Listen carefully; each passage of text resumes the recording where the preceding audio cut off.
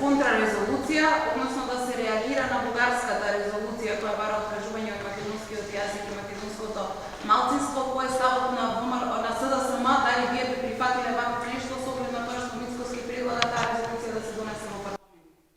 Да почекаме да го видиме конкретниот предлог на Мицкоски доколку го има.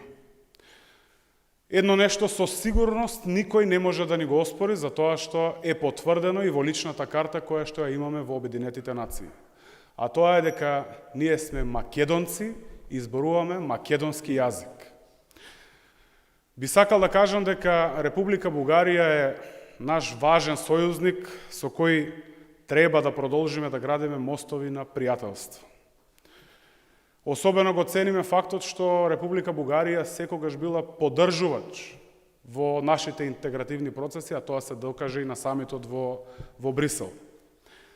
Односите со Република Бугарија и со сите наши соседи мораме да ги градиме како одговорни, особено ние политичарите, без никој да биде повреден, да се чувствува повредено, и секако на нито еден начин да бидат нарушени националните чувства.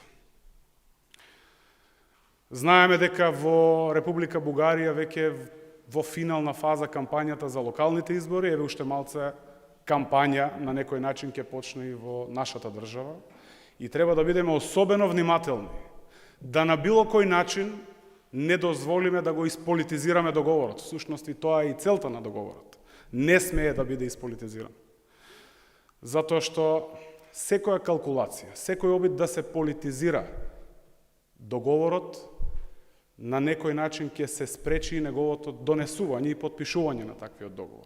Во таа смисла, особено, ќе повторам, треба да бидеме внимателни да не ги политизираме договорите и секако даваме шанса да го видиме прво предлогот и да разговараме на таа тема.